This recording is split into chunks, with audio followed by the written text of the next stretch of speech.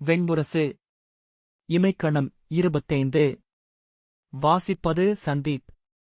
நைமிஷாரண்யத்தில் கிருஷ்ண துவைபாயன வியாசர் இளைய யாதவரிடம் சொன்னார். யாதவரே, நான் வியாசவனத்தில் இருந்து கிளம்பும்போது தாழ ஒண்ணா ஆற்றாமையுடன் வந்தேன்.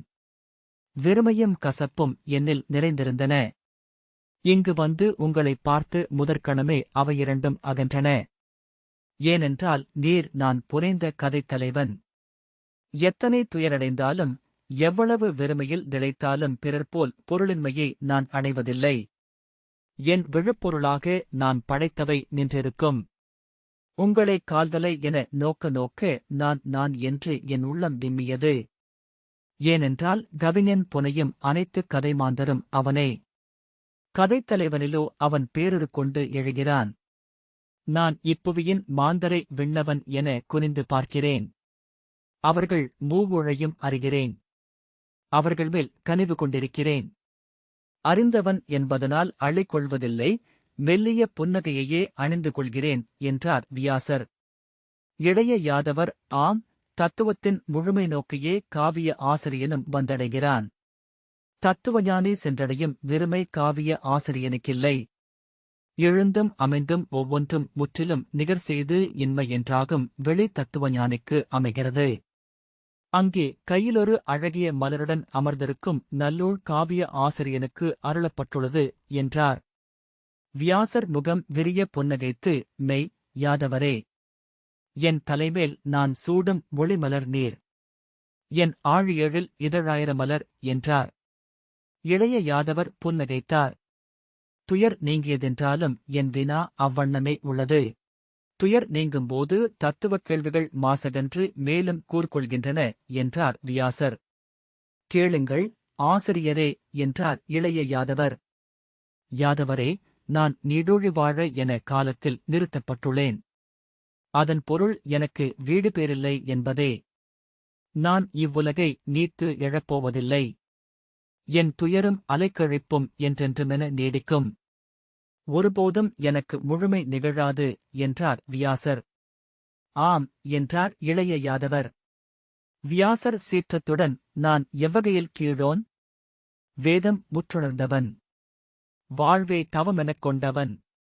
3 முதற் தெய்வங்களையும் சொல்லெடுத்து ஏவி என் முன் தோன்றச் செய்யும் ஆற்றல் கொண்டவன். என்னை முனிவரில் முதல்வன் என்கின்றன நூல்கள். வீடு பேருக்கு மட்டும் நான் ஏன் தகுதி கொள்ளவில்லை என்றார். ஏனென்றால் நீர் கவிஞர் என்றார் இளைய யாதவர். கவிஞனுக்கு வீடு பேரில்லை. வியாசர் அந்த நேரடிக் கூற்றில் சொல்லிழந்து வெறுமனே நோக்கினார். அந்த கணப்பெருக்கில் அவர் உள்ளம் 100 கவிஞர்களை தொட்டுத் தொட்டு மீண்டது.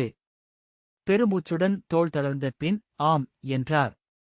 பின்னர் இளைய யாதவரை நோக்கி ஏன் என்றார். ஏனென்றால் அவர்களின் கவிதை மண்ணுலகு சார்ந்தது. ஒருபோதும் இங்கிருந்து அது முற்றகல முடியாது. விண்ணனைத்தையும் மண்ணைக் கொண்டு விளக்கும் முயற்சியே கவிதை. ககனவடிவான பறையை பஸ்யந்தி என்னும் கனவு மொழியாக்குகிறீர்கள். பொருளேற்றி மத்தியமை என சமைக்கிறீர்கள். ஏட்டிலும் பாட்டிலும் அமைத்து வைகரி ஆக்குகிறீர்கள். கவிதை என்பது மழை. விண் குளிர்ந்து மண்ணில் வீழ்வது. உயிரும் அமுதம் ஆவது என்றார் இளைய யாதவர்.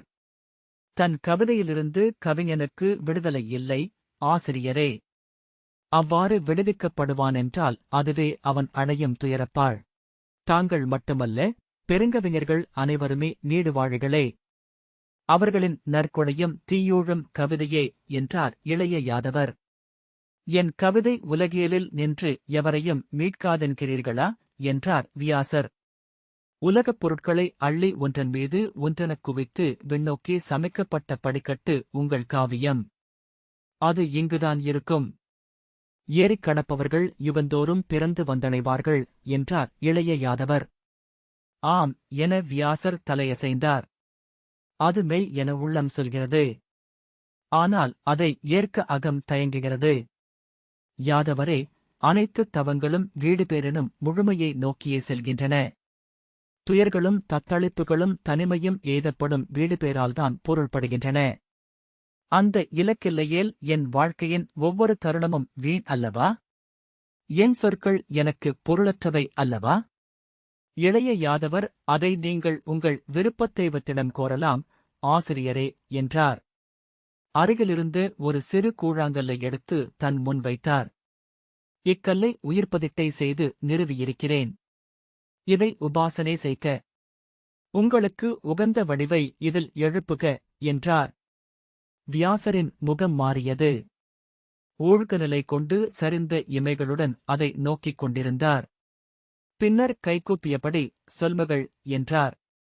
என்னை கட்டி வைத்திருக்கும் பாசம், கணம்தோறும் கொத்திப் பிடுங்கும் அங்குசம் என முணுமுணுத்தார். காற்றில் என வடச்சுருளும் கொக்கிப்படையும் கண்முன் தோன்றின. என் சொல்லென்றாகும் அம்புவில், அறிவிலியர் சொல்லை என் மீதிருந்து விலக்கும் கேடயம், என்றார் வியாசர். அவை தோன்றி ஒளிகொண்டன.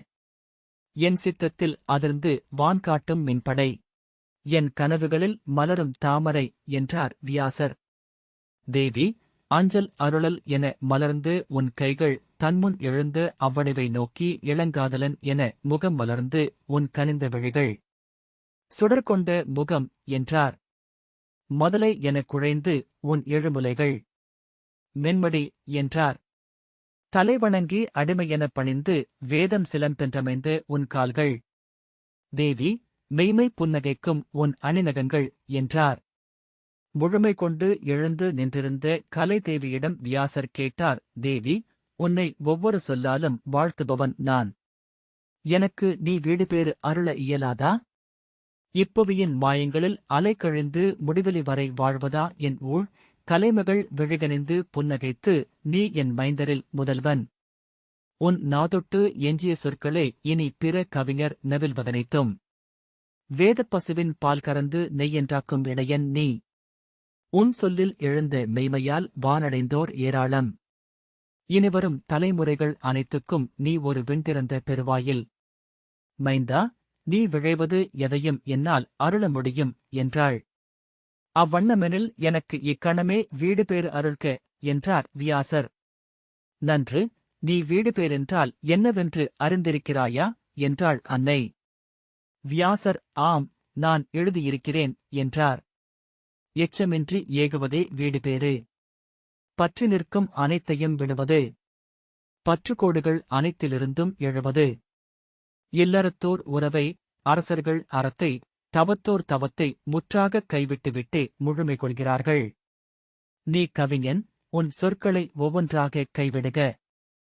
வைகரி அணைந்து மத்தியமாவில் சுருங்கி பசியந்தியில் துளியாகி பறையில் உலர்ந்து மறைக. வீடுபேரின் நுழைவாயிலில் அமைந்துள்ளது இன்மை. வியாசர் ஆம், என்றார். பின்னர் திடுக்கிட்டு, தேவி, அப்படியென்றால் என் காவியங்கள், என்றார். ஒரு சொல்லும் இங்கு எஞ்சாது. எந்த பதிவிலும், எவர் நினைவிலும். விண்ணில் தடம் பதிக்காது சென்று மறையும் பறவை என்றாவாய். வியாசர், தேவி, அச்சொற்கள் மேல் நான் தவம் செய்திருக்கிறேன், என்றார். ஒவ்வொரு நாளும் பல்லாயிரம் அருந்தவத்தோர் இங்கு முழுமை கொண்டு விண் செல்கின்றனர். அவர்கள் சொன்னவை என பல்லாயிரம் சொற்கள், அவர்கள் எண்ணியவை என பல கோடிச் சொற்கள் எழுந்து வளர்கின்றன. அவை ஒரு மாத்திரை கூட எஞ்சாமல் மறைகின்றன. அதுவே புடவிநெறி. சீற்றத்துடன் என் சொல் இறந்தபின் நான் வீடு பேரடைந்து என்ன பயன், என்றார் வியாசர். நீ விடுபடுவாய். உன் ஒவ்வொரு சொல்லுக்கான பயனையும் நீ அடைந்தவனாவாய், என்றாள் கலைமகள். வேண்டியதில்லை, என வியாசர் கூவினார். பயனடையும் பொருட்டு ஒரு சொல்லையும் யாத்தவனல்ல நான். கொள்வதற்கல்ல கொடுப்பதற்கே தோன்றினேன். என் ஒவ்வொரு காவியமும் ஒரு வேள்விப் பெருங்கொடை. இப்புவியில் போர்க்களத்தில் அறத்தின் கோலுடன் எழவேண்டும் என் நூல். வயலில் மேழியாக, ஆயர்நிலைகளில் வேய்குழலாக, அங்காடிகளில் பொன்னாக அது நிறைய வேண்டும். பயணிகளில் வழித்துணையாக, பாணரில் இசையாக, கூத்தரில் நாடகமாக விளங்க வேண்டும். தாலாட்டாக அன்னை நாவில் ஒலிக்க வேண்டும். இறுதி வாய்நீருடன் மைந்தர் நாவில் எழ வேண்டும். அதுவே என் வாழ்வியல் பொருள். ஆம், நீ அதையே சொல்வாய். மைந்தா, கவிஞனே புவிநிகழ்வோரில் முதன்மை வள்ளல் என்றறிகர். ஈட்டியவற்றை அளிப்போர் பிறர். தன்னுள் எழுவதை அளிப்பவன் கவிஞன். விழிநீரையும் குருதியையும் மூச்சையும் சித்தத்தையும் ஈபவன். தன் மீட்பையும் முழுமையையும் கூட கொடையளிப்பவனே பெருங்கவிஞன். பொன்பெருகிய கருவூலங்களைக் கையளித்துவிட்டு அன்னமும் ஆடையும் இன்றி அமர்ந்திருப்பவன் வியாசர் விழிகளில் நீர்ப்படலம் பரவ புன்னகையுடன் ஆம், அதன் இனிமையை அறிந்தவன் நான் என்றார். கைகூப்பி, தேவி, வீடு பேற்றை நான் வேண்டேன். என்னை அறிந்தே எனக்கு அளிக்கப்பட்டுள்ளது இந்த நல்லூழ் என்று சொன்னார். சொல் என் அருள். ஒரு சொல்லையேனும் ஒவ்வொருவருக்கும் அருளியிருக்கிறேன். சொல்லுக்கு நிகராக ஒன்றை எடுத்த பின்னரே அளிக்கிறேன். அனைத்தையும் எடுத்துக் கொண்ட பின்னர் சொல்லனைத்தையும் நான் அளிக்க சித்தம் நிறைந்தவரே பெருங்கவிஞர். அவர்களில் நான் மீள மீள நிகழ்கிறேன், அலையாடும் தாமரையில் நதி திகழ்வது போல என்றாள் கலைமகள். இவ்வுலகு கலைஞனுக்கு அயலானது. இங்குள்ள ஒவ்வொன்றையும் சொல்லென்று மட்டுமே அறிந்தவன் அவன். இங்கிருக்கும் எதனாலும் அறியப்படாதவன். இதில் உழல்பவன் விடுதலை பெறக்கூடும். இதை உதறி முன் செல்பவனும் விடுதலை பெறக்கூடும். இதிலாடுகையில் இதை விட்டு விலகியிருப்பவன் இந்த நாடகத்தை முற்றறிந்தவன். அவனுக்கு விடுதலை இல்லை. கவிஞன் மண் அழைந்து ஆடும் மகவு. விண்ணில் தெய்வங்கள் அமைத்து ஒவ்வொன்றுக்கும் அவன் இவ்வுலகில் ஒன்றை எடுத்து நிகர்வைக்கிறான். மண்ணில் தெய்வங்கள் நிறுத்தியிருக்கும் ஒவ்வொன்றுக்கும் ஒரு சிற்றுருவை எடுத்து மாற்றென்று வைக்கிறான். விண்ணுக்கு ஒரு துணியை, மலைகளுக்கு ஒரு கூழாங்கல்லை, தெய்வத்திற்கு ஒரு மலரை, விண்ணையும் மண்ணையும் கொண்டு விளையாடுகிறான். அவன் கைகளில் எழுகின்றன 3 தெய்வங்களும், அம்மூன்று முகம் கொண்டு அமைந்த பிரம்மமும், அதன் ஆடலான ஊழும், அதில் மானுடர் ஆடும் நாடகமனைத்தும். மைந்தா, கவிஞன் இங்கேயே தன் சொல்லில் வீடு பேற்றுக்கு நிகரென ஒன்றை வைத்துவிட்டவன். நீ விளையாடிய களங்களை, அங்கு நீ பரப்பிய கருக்களைச் சென்று பார். அதிலமைந்திருக்கும் உன் வீடு பேறு வேற்றொரு கொண்டு பெருமரத்தை விதைவிட்டெழும் முளை வடிவில் பார்ப்பது போல. கவிஞனுக்கு பிரம்மம் வீடளிக்க வேண்டியதில்லை, அவன் அடையும் அனைத்தும் அவனாலேயே சமைக்கப்படுகின்றன. துயர்கொள்கிறான் கவிஞன். பெரும் வதைப்பட்டு உழல்கிறான். கைவிடப்படுகிறான், பழிக்கப்படுகிறான், தனிமை கொள்கிறான், வழுத வருகிறான். பெரும்பழிகளை சுமக்காத கவிஞன் இல்லை. வஞ்சமில்லாமல் எரிபவன். வஞ்சனங்களைத்தான் சுமப்பவன். அறமீறல்களை, ஆறா பிழைகளை ஆற்றுபவன் அவன். ஆனால் அவை அனைத்தும் ஓவியத்திலெழுந்த அனல் போல. அனலையாயினும் எரிக்காதவை, சுடாதவை. நாடக மேடையின் அருங்கொலைக் காட்சி போல அவை நிகழ்வனவாயினும் நிகழாதவை. கனவு போல மெய்ப்பாடுகள் மட்டுமே கொண்டவை. காலத்தால் வெல்லப்படாததென ஏதுமில்லை இப்புவியில். ஏனென்றால் ஒவ்வொன்றும் காலத்துடன் மோதிக்கொண்டிருக்கின்றன. காலத்தை அள்ளித் தன்னில் நிறைத்து தன்னிலொரு பகுதியே காலமென்றாகி நின்றிருக்கும் பெருங்காவியம் காலத்தை வென்று செல்லும். வீழ்ந்த பெருமரத்தில் 10,000 முளைகள் எழுவதுல் உன் உடலில் எழுக ஒரு காவியம். நீ அடைவன அனைத்தையும் சொல்லாக்கிவிட்டாய் என்றால் விடுதலை கொள்கிறாய். ஏனென்றால் சொல் பெறும் பொருட்டே அவை உனக்கு நிகழ்கின்றன. உன் முன் சொல்லிருந்து நிற்கின்றன உணர்வுகளுக்கும் நிகழ்வுகளுக்கும் அறங்களுக்கும் உரிய தெய்வங்கள். அழிக்கையில் நீ முழுமுதல் தெய்வமாகிறாய். ஒவ்வொரு சொல்லும் உனைவிட்டு நீங்கும்போது மலர்திருந்து மேலெழும் கிளை என விடுபடுகிறாய். சொல்லூறுகையில் கவிஞன் மானுடன். சொல் ஒழுகையில் அவன் தெய்வம். மண்ணை நோக்கி இமைக்கும் தவமுனிவர்களே விண்மீன்கள். கவிஞன் விண் நோக்கி இமைக்கும் மண்ணின் ஒளி. உன் சொல் இங்கு வாழும். காலந்தோறும் அது முளைக்கும். கோடிமுறை கண்டடையப்படும். விரும்பவும் வெறுக்கவும் படுவாய். வாழ்த்தும் வசையும் உன் செவிகளில் கணமொழியாது அலையடிக்கும். துயரிலும் உவகையிலும் ஊசலாடுவாய். இருளுக்கும் ஒளிக்குமென நிலையழிவாய். உன் சொல்லுக்கு அருகே நீயும் என்றுமென நின்றிருப்பாய். மண்ணில் வேரூன்றி கிளைகளில் விண்ணை ஏந்தி நின்றிருக்கும் பெருமரம் நீ. மைந்தா, நீடுவாழிகளால்தான் இப்புவி தாங்கப்படுகிறது. தேவி மெல்ல ஒளியென கரைந்தழிய வியாசர் விடுபட்டு மீண்டார். அவரை நோக்கிக் கொண்டிருந்த இளைய யாதவரை நோக்கி ஆம் என்றார். புன்னகையுடன் ஆம் என தனக்குள் சொல்லிக் கொண்டார். வியாசர் மலர்ந்த முகத்துடன் நான் கிளம்புகிறேன் யாதவரே, இனி ஏதும் நான் அறிய வேண்டியதில்லை என்றார். இளைய யாதவர் நன்று, புவி உள்ளளவும் வாழும் பெருங்கவிஞரென்று உங்களை அறிந்து கொண்டீர்கள். மண்ணில் நிலைத்து விண்ணின் பொன்னொளி சூடி அனைத்தையும் நோக்கி அசைவிலா சான்றென நின்றிருக்கும் இமயம் மட்டுமே உங்களுக்கு நிகர். தேவதாத்மா என உங்கள் இருவரையும் மட்டுமே இனி நூலோர் சொல்வார்கள் என்றார். அது என் அன்னையின் அருள் என்றார் வியாசர். வணங்கி திரும்பி நடந்தவர் இயல்பாக படிகளைப் பார்த்தார். என்ன அது என்றார். இளைய யாதவர் கைவிளக்கைத் தாழ்த்தினார். குனிந்து நோக்கிய வியாசர் குருதி புதியது என்றார். சிம்மம் வந்திருக்கக் கூடுமோமோ என்றபடி முற்றத்தை பார்த்தார். இளைய யாதவர் உங்கள் காலடி அது ஆசிரியரே என்றார். ஆம் என்று மூச்சொலியில் கூவிய வியாசர் மண்டியிட்டமர்ந்து நோக்கினார். குருதிவழுக்களாக அவருடைய காலடித்தடங்கள் முற்றத்திலிருந்து ஏறி வந்திருந்தன. அவர் தன் கால்களைப் பார்த்தார். அவை செந்நீரில் முக்கி எடுத்தவை போலிருந்தன. குருதி என்று அவர் கூவினார். பின்னடைந்து சுவரில் முட்டை கதவைப் பற்றியபடி நின்று என் மைந்தரின் குருதி என்றார். அவர் காலடியில் ஒரு சிறு குழந்தையின் செவியிதழ் கிடந்தது. அப்பால் ஒரு குழந்தையின் விழிக்குமொழி. வியாசர் உடல் நடுங்க நான் விழுந்து விடுவேன். என் கால்கள் தளர்கின்றன என்றார். உள்ளே வருக. நீங்கள் இக்காட்டைக் கடந்து செல்ல முடியாது என்றார் இளைய யாதவர். இல்லை, நான் உங்கள் அறையை மாசுபடுத்திவிட்டேன். நான் உள்ளே வரலாகாது என்றார் வியாசர். கைகளைக் கூப்பி மார்பில் வைத்துக் கொண்டு அவர் மெல்ல தளர்ந்து நிலத்தில் அமர்ந்தார். குருதி குருதித்தடங்கள் என்றார். இளைய யாதவர் உங்கள் பணி அதுவே. குருதிக்களத்திலிருந்து எதிர்காலத்தின் முடிவெளி வரை செல்லும் ஒரு கால்தடம் நீங்கள் என்றார். இல்லை இல்லை என்றார் வியாசர். நான் மீண்டு செல்ல விரும்புகிறேன். நான் கவிஞனல்ல தந்தை. ஆம், நான் வெறும் தந்தை மட்டுமே. வேறெதையும் வேண்டேன். என் மைந்தர் மட்டும் வாழ்ந்தால் போதும். என் சொல் அழிக. என் தடங்களனைத்தும் மறைக. என் மைந்தரை இழந்து அடைவதொன்றுமில்லை. உள்ளே வருக வியாசரே என இளைய யாதவர் அழைத்தார். உங்களுக்கு அருளும் பிறிதொரு தெய்வத்தை நீங்கள் அழைக்கலாம். கோரியதை அடையலாம். ஆம், அதுதான் நான் செய்ய வேண்டியது என்றபடி சுவரைப் பற்றிக் கொண்டு வியாசர் எழுந்தார்.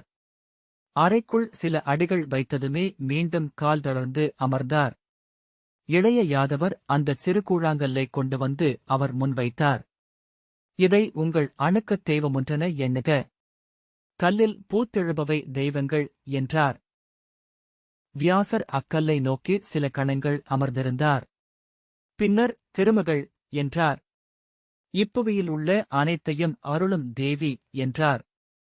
உங்கள் கவியுள்ளம் கொண்ட வடிவில் என்றார் இளைய யாதவர். 8 உருக்களில் எனக்குரியவள் சந்தானலட்சுமி என்றார். விழிகளால் காற்றைத் துழாவியபடி என் நெஞ்சில் நிறைந்த அமுதைக் கலத்தில் ஏந்தியவள். என் கனவு பூக்கும் தாமரை கொண்டவள். பொன்மழை தூவும் ஒரு கை. கதிர்குலை சூடிய மறுகை. அஞ்சல் அருளல் என அமைந்த மலர்க்கை கொண்டவள். நோக்குமிடம் பொலியும் விழிகள். தொட்ட இடம் செழிக்கும் கால்கள். அன்னை எழுக என்றார். அவர் முன் தோன்றிய திருமகளிடம் அன்னையே, என் மைந்தர் நலம் பெற வேண்டும். மண்ணில் மானுடர் அடையும் அனைத்து உச்சங்களையும் அவர்கள் பெற வேண்டும் என்றார். அதன் பொருட்டு நீ உன் சொல்லை கைவிடலாகுமா? ஒன்றை இழக்காமல் பிறிதொன்றை ஏதவியலாது என்றாள் திருச்செல்வி. வியாசர் ஏன் நான் சொல்லை கைவிட வேண்டும் என்றார். மைந்தர் நலம் நாடும் அனைத்து தந்தையரும் தங்கள் உள்ளத்திற்கு ஏந்தவற்றைக் கைவிட்டவர்களே. பெருந்தந்தை என்றாகின்றவர் பிறிததையும் அடைய முடியாது என்று பேறுகளின் இறைவி சொன்னாள். ஏனென்றால் தந்தை என்பவன் மண்ணில் இறங்கி வேறென வெறிபவன். ஒளியும் காற்றும் அவனுக்கில்லை. முளைத்தலும் மலர்தலும் அவனில் நிகழ்வதில்லை. வியாசர் பெருமூச்சுடன் ஆம், தந்தை என்பது முற்றிலும் உலகத்து நிலை. உலகியலில் இருந்து ஓரடியேனும் எடுத்து வைக்காதவர் உலகியலையும் முழுமையாக அடைய முடியாது என்றார். பின்னர் தேவி, நான் தந்தை என்றே அமைகிறேன்.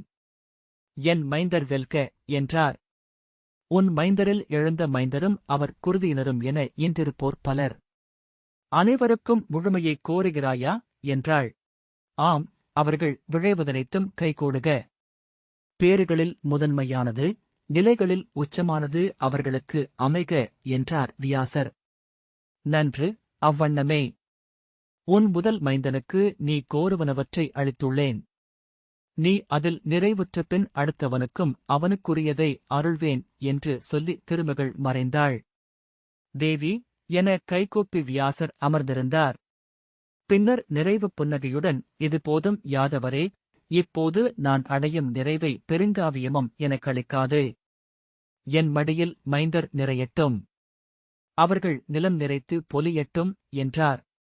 உங்கள் முதல் மைந்தன் சுகனைச் சென்று நோக்கிவிட்டு வந்து பிற மைந்தருக்கான கோரிக்கையை எழுப்புங்கள் ஆசிரியரே என்றார் இளைய யாதவர்.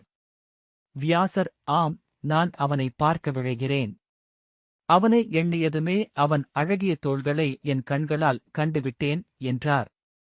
இளைய யாதவர் புன்னகையுடன், இந்த நிலத்தில் கை வைத்து அங்கிருக்க விழைக. இமைக்கணம் உங்களை இடங்கடக்கச் செய்யும் என்றார். வியாசர் அவ்விடத்தில் கை வைத்து, என் மைந்தன் சுகன் என்றார். மறுகணமே அங்கிருந்தார். இந்த வாசிப்பை கேட்டதற்கு நன்றி.